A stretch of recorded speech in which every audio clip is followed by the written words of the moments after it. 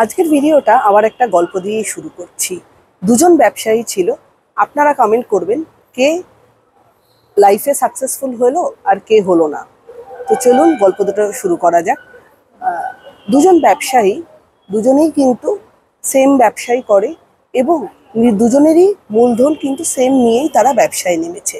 একজন ব্যবসায়ী সকালবেলা যখন ব্যবসা করতে বের হয়, সে কিন্তু তার মূলধনের যে পার্টটা নিয়ে বেরোয় সেই পার্টটা কিন্তু সে একটা খাতায় লিখে রাখে এবং দিন শেষে সে যতটাই সেল করুক না কেন, সে তার প্রফিটটা কিছুটা ব্যাংকে জমা দেয় এবং কিছুটা সে আরেকটা জায়গায় বাড়িতে রেখে দেয়। তো আরেকজন ব্যবসায়ীও সেম, সে একই জিনিসের ব্যবসা করে, সেম মূলধন নিয়েই ব্যবসা করছে। তো সেরকমই সে কি করে, সে কিন্তু কোনো রকম কোনো হিসাব রাখে না, সে নর্মালভাবেই ব্যবসাটা চালিয়ে যায়। এভাবে করে দুজনেই একই ব্যবসা, একই মূলধন নিয়ে প্রায় 5 বছর পর্যন্ত ব্যবসাটা চালিয়ে গেল। তো এক্ষেত্রে কে বেশি লাভবান হবে? যে হিসাব করে চললো, ব্যবসা করলো, না যে বেহিসাবিভাবে ব্যবসা করলো, যে কোনো হিসাবই রাখলো না? দুজনেরই কিন্তু প্রফিট হলো, কিন্তু একজন হিসাব রাখলো, একজন হিসাব রাখলো না।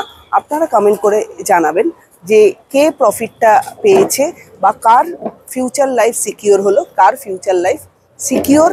সে একই মূলধন নিয়ে একই রকমভাবে চালালেও তার কিন্তু সেভাবে প্রফিটটা সে দেখতে পেল না। তো কে জীবনে বেশি সাকসেসফুল হলো সেটা অবশ্যই আমাকে কমেন্ট করে জানাবেন। তো সেরকমই আমাদের লাইফে, এটা একটু ব্যবসাদার গল্প থেকে আমি রিয়েলিটিতে ফেরত আসি, সেরকমই আমাদের লাইফে কিন্তু আমাদের জীবনটাকে হিসাব করে নিয়ে যাওয়ার জন্য একটা বাচ্চা জন্মাবার পর কিন্তু তার বাবা মা থাকে। একটা সময় অবধি সে তার বাবা মার গাইডেন্সে বড় হচ্ছে, তার সমস্ত কিছু তার বাবা মা গাইড করছে। কিন্তু একটা টাইমের পর সে কি মনে করে, একটা বয়সের পর সে কি মনে করে যে অন্য বন্ধুদের বাবা মা হয়তো বেটার, বা অন্যর বন্ধু বান্ধবরা হয়তো বেটার বাবা মায়ের থেকে, বাবা মার কথা তাদের একদমই তখন ভালো লাগে না। তো এইভাবে করে একটা বয়স চলতে চলতে তারা যখন 20 to 30 বা 32 এর মধ্যে এসে পৌঁছয়, আসল রিয়েলিটিটা ফেস করতে শুরু করে, তখনই কিন্তু তারা বুঝতে পারে যে বাবা মা কতটা ঠিক ছিল এবং কতটা গাইড করে তাদেরকে এই জায়গায় নিয়ে এসেছে।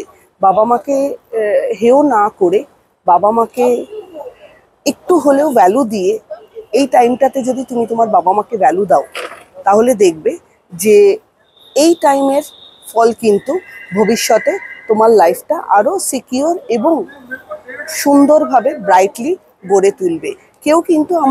কেউ ডাক্তার হবে, কেউ ইঞ্জিনিয়ার হবে, বা কেউ টোটো চালক হবে, আমি কোনো প্রফেশনকে ছোট করছি না, বা কেউ বাড়ির মেড হবে বা কলেজের প্রফেসর হবে, কেউ কিন্তু এটা কপালে নিয়ে জন্মায় না। যে যার কর্মফলে এটা কিন্তু লাইফটাকে তারা লিড করে, সেভাবেই তারা কিন্তু সেই স্টেজগুলো পার হয়ে, ডেভেলপমেন্টের যে স্টেজগুলো পার হয়ে, সেই সময় একটু বাবা মাকে ভ্যালু দিয়ে, বাবা মায়ের কথাটাকে একটু দাম দিয়ে, একটু হিসেবি হয়ে লাইফটাকে লিড করুন বা লাইফটাকে লিড করো। তো আমি কোনো প্রফেশন বা কাউকেই আমি ছোট করছি না। বাবা মায়ের কথা শুনে, বাবা মা কিন্তু একটা প্রিশিয়াস জিনিস। আজকে বাবা মার দরুন, বাবা মায়ের কথা ওই সময় শুনেছিলাম বলে আজকে হয়তো আমি তোমাদের সামনে এই জিনিসগুলো শেয়ার করার ক্যাপাবিলিটি অর্জন করতে পেরেছি। তো সেক্ষেত্রে আমি বলবো, বাবা মাকে একটা সময় হয়তো ভালো লাগবে না, কিন্তু বাবা মায়ের কথাগুলোকে একটু ভ্যালু দিয়ে নিজের লাইফটা গড়ে তোলো, নিজের ফিউচার সিকিওর করো। ভিডিওটা কেমন লাগলো অবশ্যই আমাকে জানাবে, আর ভিডিওটা ভালো লাগলে চ্যানেলটা লাইক অ্যান্ড সাবস্ক্রাইব করে দেবে। সবাই ভালো থাকবেন, সুস্থ থাকবেন। নমস্কার।